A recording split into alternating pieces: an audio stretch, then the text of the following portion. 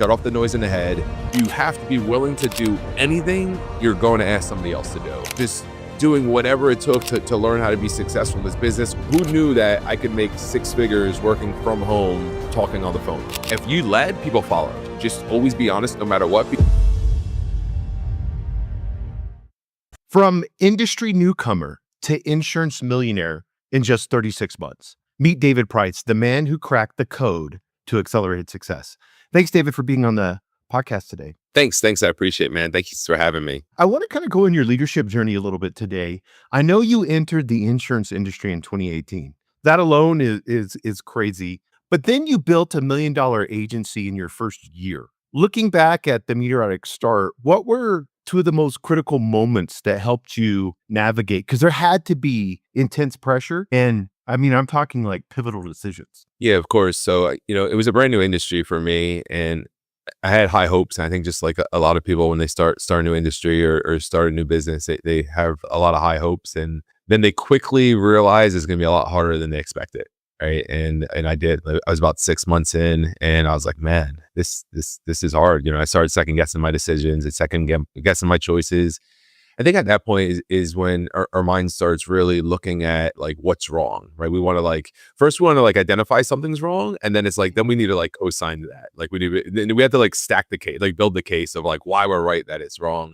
And I found myself doing it, and obviously like I don't think people do it on purpose. It's something that we don't plan to do or want to do, but I realized I was doing it. And, after thinking I'm going to quit, I'm going to do something else, I'm going to pivot. And I think the biggest thing was that decision right there. I was 6 months in, and I was like, if I quit today, I can't say I really tried. Yes. And like once I came to that point, then it was like, okay, shut off the noise in the head, get the mindset right. Focus on the things that are going to help you be successful. Stop finding people, right? Because when you're not having success, you want to talk to other people that aren't having success and have them co-sign. Again, just co-sign your BS on that of why you're not being successful, as opposed to like, okay, these people are winning. Let me talk to these people, see what they're doing, right? It's just like the natural thing. I mean, I've coached thousands of insurance agents at this point, and it's like they do the same thing. Like they take advice from people that are having less success than them or equal, usually less. Like it blows my mind. It's like, why are we taking advice from this person again? So that was it. Like just making the getting the mindset right and be like, all right, cool. This is what I'm doing. This is non-negotiable. I am not quitting. I can't even quit, because if I say I quit, then I can't say I started. And we're going to go through this process. And that's when things started really changing. Yeah, I love that. David Goggins said, when you think you're at 100%, you're probably at 40%. And that really stuck in my head because it's so true. Like we do co-sign our bullshit. I know you coach a lot of leaders and, insurance agents and stuff. But for you in that moment when you were wanting to give up, because you hear the story all the time, like everybody's like at the down, whether it's a scientist inventing something, whether it's a tech company and they're about ready to be done. And then next thing you know, it blows up.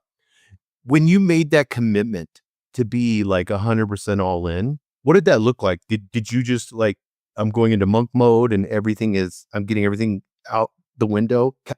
What did it look like specifically? Like, what do you tell leaders to get serious? Yeah. So it's funny because, when I started, I was all in, right? In my head, I was all in. And I mean, I was starting my day. I was leaving my house about 7 a.m.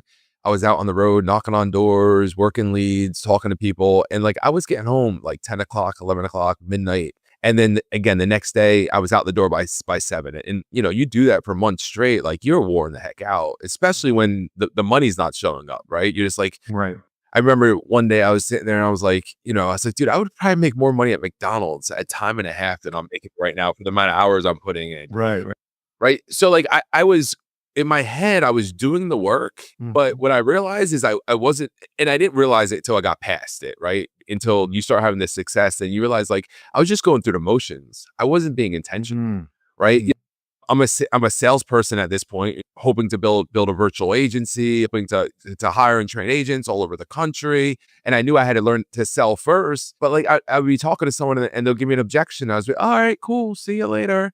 And like not write the objection down, not study it, not practice it. Like I just wasn't being a student. So I'm going through the process. I'm doing, the minimum, and I'm thinking, oh, I'm working 80 hours a week. I'm working, but I wasn't getting any pecans in the basket. Right. Right, right, That's yes. the thing. It's like you got to make sure you're intentional. So that was a huge thing. So like once I realized that, then it's like it was in the mind, because it's like, all right, cool. I don't just need to like work 80 hours a week. Like I need to get stuff done.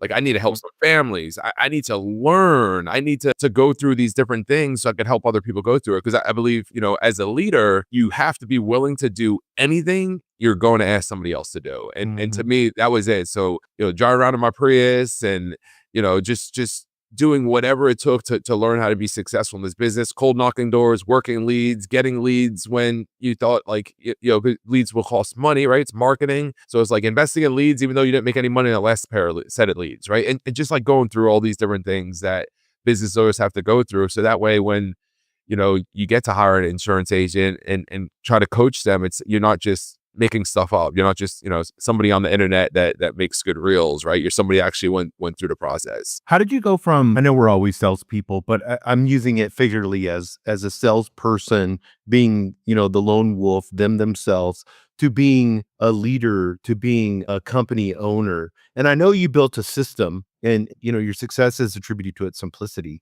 But whenever, yeah, I mean, what does that look like with going from working in the business to on the business? Yeah, so it's just like anything else. And I think about like Sam Walton, right? At Walmart. And I'm assuming, I don't know his story exact, right? But I think that one day he was like at the register, like cashing people out, and eventually he hired somebody to cash people out for him, and eventually hired a ton of people, right? And made a huge business out of it. So it's the same thing, right? The product's insurance, right? It could be any product, but for me, the product's insurance. I like insurance because it is, there's no inventory issues, right? COVID didn't stop insurance from being made, so there's no inventory issues. I could sell insurance to somebody in the 50s, any 50 states, as long as I'm licensed in that state to sell insurance in that state. So there's not a geographical restriction. So as far as like a business, because that's what I was doing, I was looking for like a business that I thought I could really scale. I had a construction company before that, and there was a massive flood, and all of a sudden I couldn't get stuff at Home Depot. They're messing up orders. Things were busy. Workers were disappearing. So there was a lot of different moving parts that had it all go right for you to be successful. And insurance was just so simple, like low overhead. Like you don't need an office, right? You could work from your house. So I just really like that. And then so from day one, I was planning on building a business in that industry. But again, I needed to be the one cashing people out of the register first, right? I needed to be the one selling insurance and learn about underwriting and just learn all these little things that anyone can learn. You just have to do it. It's really, like going to a doctor's office and having that new application you got to fill out, the intake form.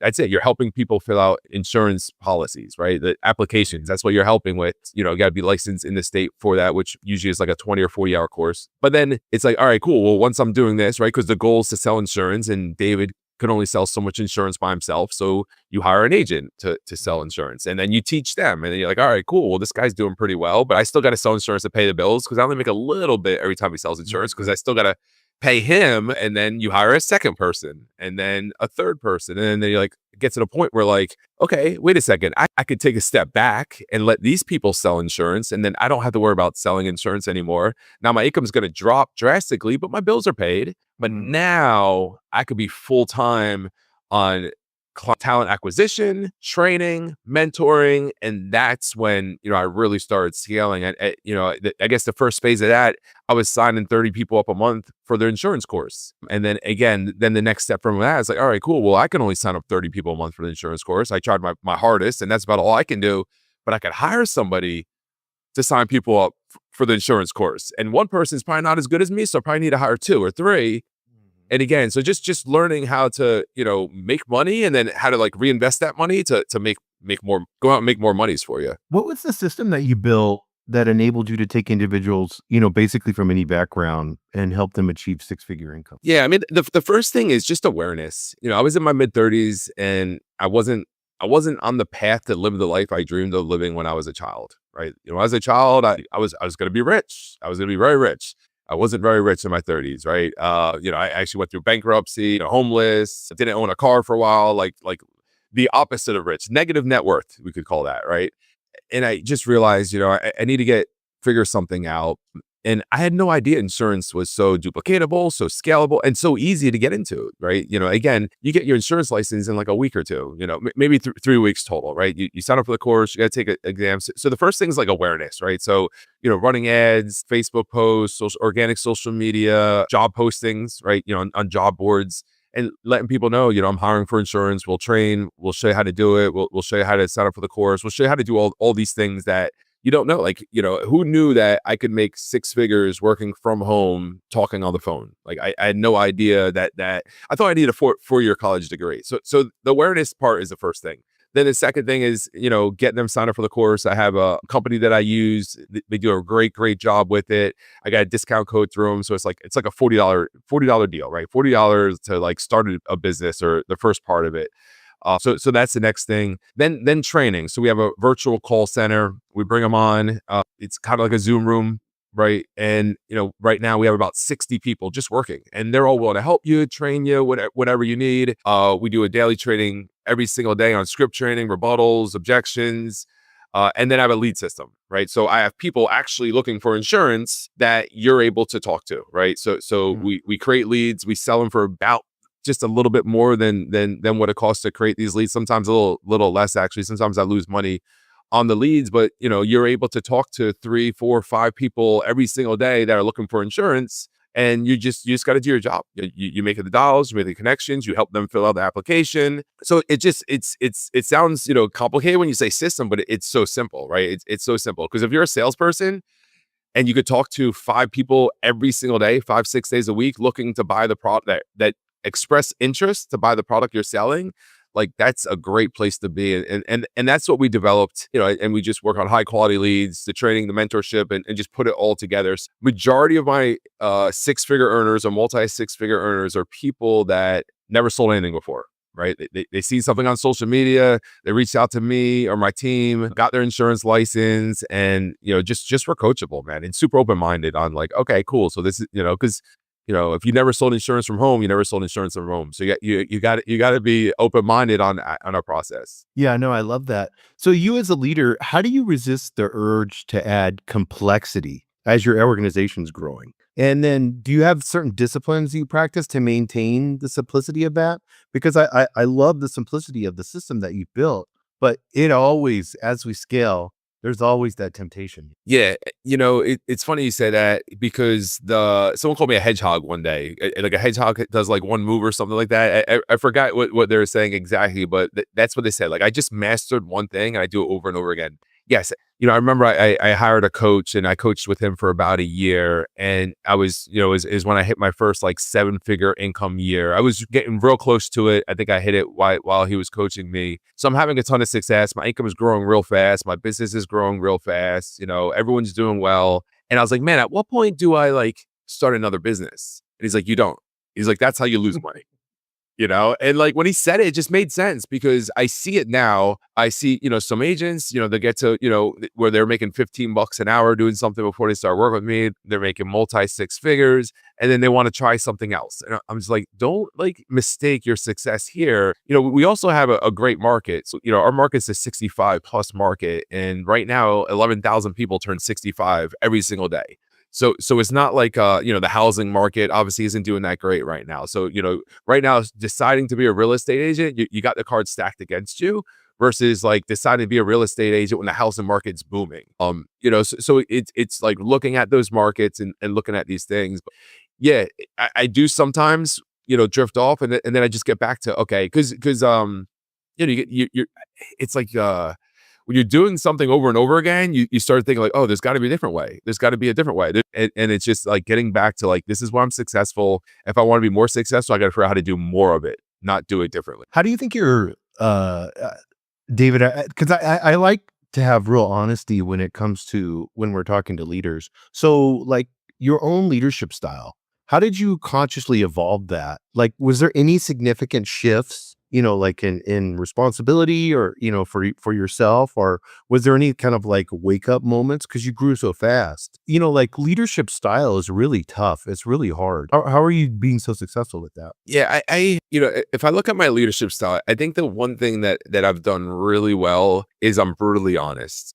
Mhm. And, people know if I say something, like, it's the truth. And because for me, it's like when I'm leading somebody, it's all about, right? For instance, if I hire a new insurance agent and they do everything I tell them to do, they have a very good possibility they're going to be very successful, very Mhm. good. Unless they got some kind of mental thing or maybe the hard time communicating or something like that. But there's a very good possibility they'll be very successful. Now the thing is, everyone's a skeptic, so just because I give you some coaching doesn't mean you're going to listen to it. Or maybe you'll listen to it for a little bit and then maybe you're not seeing success right away. So then you stop.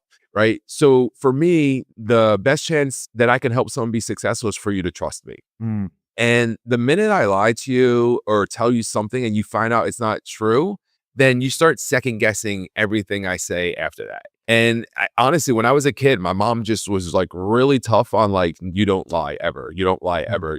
I'd rather you tell the truth. Like I could tell her I did something bad as long as I was telling her the truth before she found out. Like it was like a free pass. So she like gave me like this like brutally honest, what just be brutally honest. And I just always been very honest. I'm not scared to make decisions. I've noticed that, I was in Iraq when I was in the army. And I noticed when no one knew what to do, it didn't matter what your rank was. If you led, people followed. Yeah. Right. Because Right. people want somebody to lead. So I noticed that. So, I've never been scared to make mistakes. I've made it all of them. I probably got a lot more to make, but I've made a ton of mistakes. So I think the biggest one, like if I could tell someone or they ask me like how to be a leader, like just always be honest no matter what, because the minute they don't trust you, you can't lead that person. Yeah, I And think that's we this one. Yeah, and David, this. I think we get so busy too, we make these false promises quickly at our desk. Someone goes, "Oh, yeah, yeah, sure, yeah, I'll get that." But we don't realize how important it is. That's a 2 to us, that's an 8 to them. So you don't even a lot of leaders don't even realize it. They're just being dishonest. Just by, "Yeah, yeah, yeah, yeah, sure, sure. Not a yeah, we'll do that. Yeah, that sounds good," that type of thing. So I love that. I wanna get into I know the Prices Group's mission emphasizes people first, supportive environment, and you advocate for empathy and clarity, especially during client interactions with your training. But you have a high growth sales driven organization. So how do you balance this, emphatic culture with these ambitious financial targets? Yeah, that's actually a really really good question, which shows me you got a ton of experience with sales organizations. If I really like, if someone asks me like, what are you most proud about? Obviously like we hit some production numbers, we hit all kinds of records, and we've done some things faster than I've know of anyone else doing in the industry. But to have so many like such aggressive salespeople, but like always willing to help somebody else. And like even like the agents, usually when you have a bunch of, aggressive salespeople and a new agent comes, there's like some animosity or they're not willing to help them, or if they're not getting paid to help them, right? There's different people in the different hierarchies, and like it doesn't matter who you are, everyone's always willing to help. And we just really um, we strive to be just super ethical all the time. Matter of fact, I just let two people go yesterday. Actually, the week before was a really good producer, produced really, really well, but they're always complaining. And that's Mm. it. We actually added a 6 core value to our website after that ownership, because we can't be complaining. Like we have to take ownership about stuff. If we're not having success, it's our own fault. And this particular person, they just always had issues. They had an issue with that person and this person and that person and this person. And I'm like, listen, I don't care how much money this guy makes us or how much insurance he sells. Like we don't need that in our organization. And then we had another person who somebody tipped me off and said they were doing some unethical stuff at the previous company. And again, they were coming out, selling, doing as well. And, I talked to, their manager, and, I like to empower people and give them the choice. I was like, this is what I've heard. And she was coming up with, some kind of solutions with it. I was like, listen, it comes down to one question. Do you want someone that commits fraud on your team? Yes or no? Right? Because she was thinking about maybe if we lower their pay, and I was like, do you want someone that commits fraud on your team? Yes or no? And she's like, no. I was like, okay, then we already know our answer. So again, I think it's just making decisions based off of principles versus production or money. Another thing I always practice is when I'm giving advice, all my agents, they're all business owners, right? They're all 1099, they're all business owners. They have the same opportunity as anyone else. They could make as much money as they want. So a lot of times they ask me for advice, and I feel like people in my position a lot of times would answer it in a way that would help myself most. And I always say I'm going to put their pockets before mine. So like I'm always giving them the answer that's going to help them, even if it might cost me some money in the short term, because I know that in the long run, I'll make a ton more just putting people first. Yeah, that's so good. And I think your willingness to, to what you preach, you're willing to take those hard choices, like you said. And as well as I do as salespeople, a lot of times that those high producers can cost you more if they have that negative attitude because they're just crapping out everybody else around them. That would be making that same amount as they're making if you add the 5 or 6 people that they're pissed off about, constantly. I know you're in, like picking insurance, that's fierce competition. And then you have the complexities of the insurance. You made it sound simple, but it's pretty complex, the insurance industry. Did you have an internal mindset shift or did you have external support? How did you break through so fast? So I started, the insurance, if you look at it as a whole, yes, a very complicated place. There's so many different products. When I look at it, so I look at there's PNC, right, which is like auto insurance, homeowners insurance, property and casualty. Then there's health insurance, right? So with health insurance is a lot more regulated. There's just a lot that goes along with it, right? We all know that because we have our health insurance, we go to the doctors, and some stuff's covered, some stuff's not, some stuff's out of network, some stuff's in network. Then we have the general life, right? Where now we're looking at like bigger policies for higher net worth people, and then annuities, that falls on insurance. But then there's this one little tiny niche called final expense. And it is, within 30 minutes. I mean, if you're really just like, you're ready for some insurance and we're not really BSing, I can write an application in 30 minutes, send that, get it approved, and you're covered. If it's a colder, cold lead, which we just talked, just met each other. So it's a very simplified issue. Again, it's super simple. So that's what I focused on. I focused on final expense. I mastered that, taught my agents how to sell that. And then, now we're adding these other products, traditional life where there's, bigger face amounts, bigger cash value, IULs. And then also we just in the middle of launching our health insurance business as well. But yeah, so is looking at the whole insurance, and that's where a lot of agents make the mistake. They want to get all their insurance license, their health, their life, their variable annuities, their Series 6, their PNC, and they think they're going to come up to one person and be like, hey, listen, this is what I'm going to do. I'm going to get you your car insurance. I'm going to get your homeowner's insurance. We'll get your life insurance. We'll get the kids covered. We'll do your health insurance. And like nothing ever works that way in real life. So what I did is I looked at the most important things. So again, we look at the market. 10,000 people are turning 65 every single day. The majority of those people don't have insurance. They're going to die one day, right? We can't escape that. They need a policy to cover their funeral costs. And it's really simple to do. It's very liberal underwriting. It's a short application, and you could typically get the person approved that same day. No blood work, no doctors, none of that stuff. So it's like focus on that niche, master that. I mean, in 2023, we did 17,000 policies of just that product. And that was the only product we did, right? So, which is an amazing number. There's, maybe a dozen people that have done that with just one product ever in the industry. And that was my 4th full year license. So no one's ever done that their 4th full year. So yeah, so it's master the simplest, easiest thing, get really good at it. Just like entrepreneurs, or people say like, millionaires have 6 streams of income. I say, yeah, but I'm willing to bet they're making $1 million a year with one stream. Learn how to automate that where they didn't have to put their hands on it too much, then worked on second and third stream, right? So same thing is I mastered one till I was making 100 grand plus a month. Automated, right? Passively. And then, now I'm working on these other lines, and I'm separating these businesses, and that probably the easiest way to explain my success. No, I love that because it's like, well, I think there's another approach, and I want you to talk about this. So you found the simplest product, mastered that product, reproduced that product, scaled that product out, built, building a business, not an agent, which is amazing. And we'll get into that here in a second. But I always talk to business owners, and they are not very, you live and die off of leads, and other industries, sales industries live and die off of leads. But like a dentist, it's so important. Like people don't realize how important leads are. Can you kind of go over, like, you don't have to go into your lead system, but like as a leader, what do you feel like, how important was for you to build that system out for leads? It's the foundation of my success, and I learned that, so my very first business, I was a landscaper, right? So I worked for a landscaper about a week. He fired me. I called it resentment. I bought a trailer, lawnmowers. My friend coached me on how to do things. I really didn't know much. I didn't even know how to price stuff. I had to like keep calling my friend and asking him. But I thought you just put a page in the yellow pages, right? And everyone just starts calling you. I think I got one call, maybe two calls in a year for my ad in the yellow pages, right?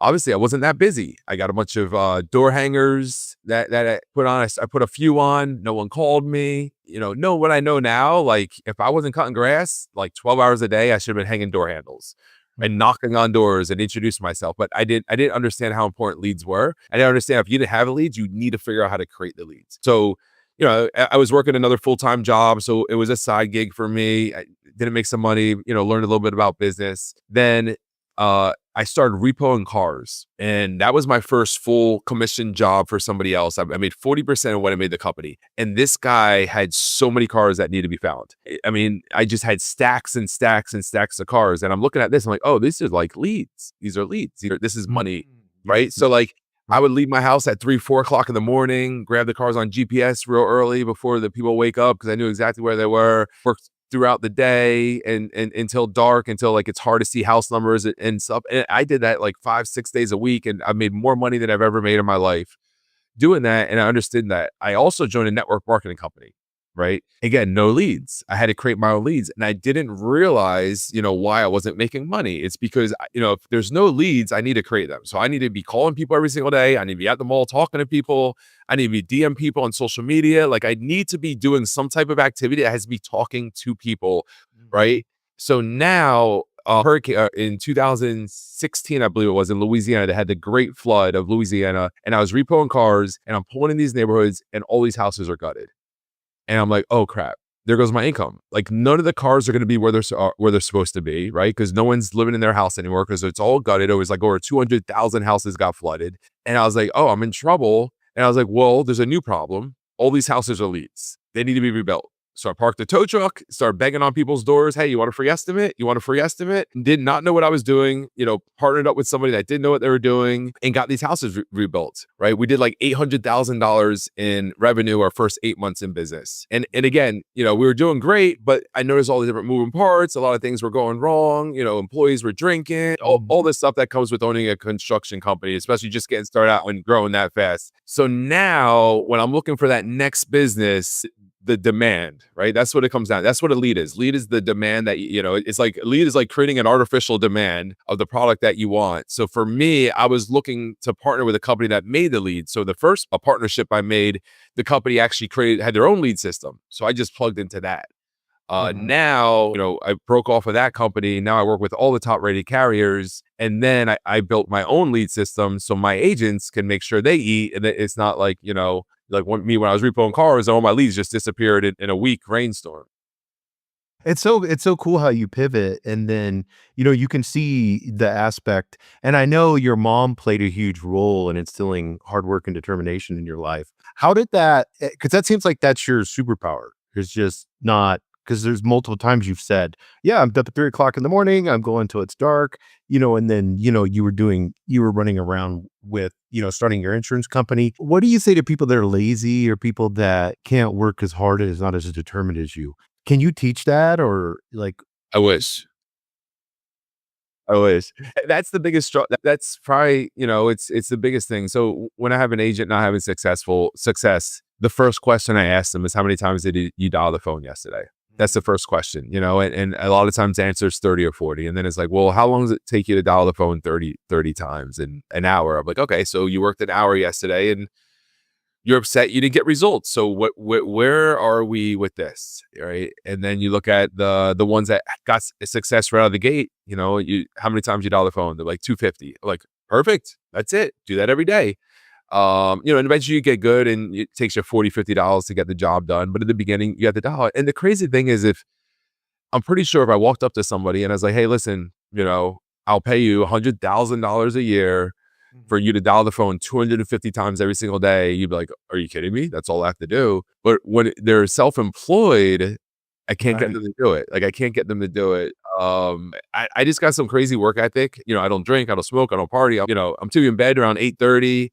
I just like working. I like seeing, what I could accomplish and what I could do. I have a lot of fun with it. To me, it's like, some people might like to remodel an old car in the garage, and Mhm. that looks like work to me. But to me, it's, building a business is like my real life model, something I get to build and see what I could do. So I definitely enjoy it. I grew up very little as far as means, on welfare, lived in the projects, homeless shelters, that whole deal. So once I learned how to make money, I was like, okay, I got to make more of this. And again, just getting back into what my goal was when I was a child, right? I feel like a lot of people when they're a child, they want to live in a nice house and drive nice cars and go on nice vacations, and understanding and believing that I can do those things, and then Mhm. just willing to put the work in to do it. And yeah, I think that's if I had one extra superpower, that would be it. That would be like figure out how to get somebody to like believe that actually if they put that work in, that the results will Mhm. come, and it might take a little bit, but they do always come. Yeah, I think a lot of people don't understand,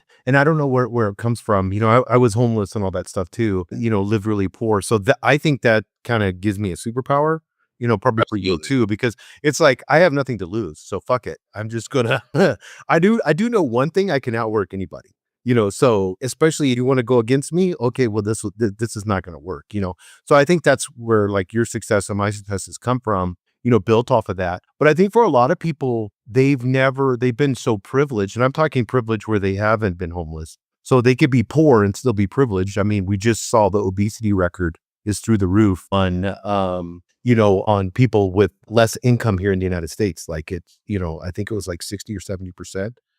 So whenever you and I've got one more question after this one, so two more questions because I want to respect your time. But whenever you're teaching agents and building a business, how does that look? Like, how do you get that shift of them to understand that this is a business? You're not coming in as an agent.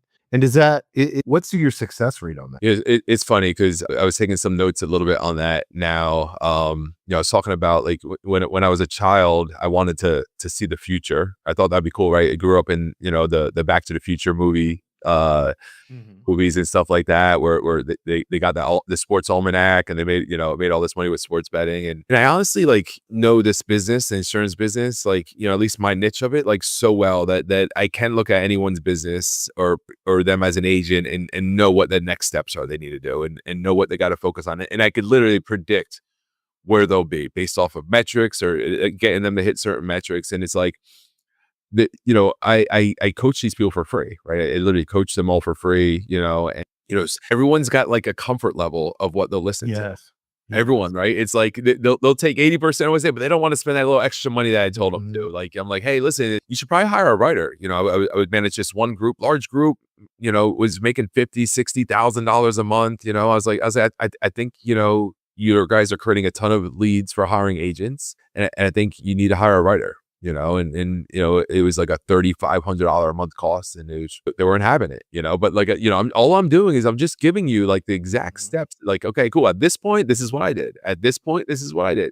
And the beautiful thing is, I mean, literally, I spent millions of dollars to figure this out. Right, putting tons of hours, spent over six figures on masterminds, coaching, courses, and all this stuff. And I'm willing to, you can receive all of it at a super discount, and you don't have to make the same mistakes I have made. But I have a leadership team of about 20 people, and they're all different, different levels. And it's like there's no one that's just willing to do everything I suggest. Like everyone's got that comfort level that they won't leave, or they don't see it, or they take the advice, but they take it 6 months down the road. It's like, man, I wish I did this sooner, or Dave, you were right about this, or you're right about that. And it's so weird to not be able to get people. For me, like I wish a billionaire like tapped me on the shoulder and was like, hey David, listen, you want to make $1 billion?